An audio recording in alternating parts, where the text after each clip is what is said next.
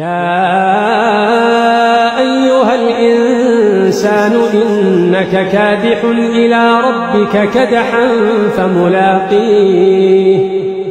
فأما من أوتي كتابه بيمينه فسوف يحاسب حسابا يسيرا وينقلب إلى أهله مسرورا وأما من أوتي كتابه وراء ظهره فسوف يدعو ثبورا ويصلى سعيرا إنه كان في أهله مسرورا إنه ظن أن لن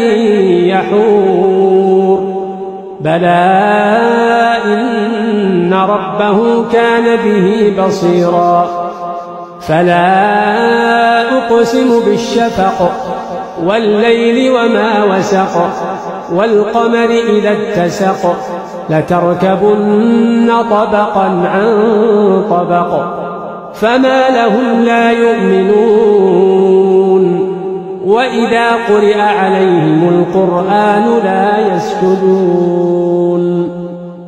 بل الذين كفروا يكذبون والله أعلم بما يوعون فبشرهم بعذاب أليم إلا الذين آمنوا وعملوا الصالحات لهم أجر غير ممنون.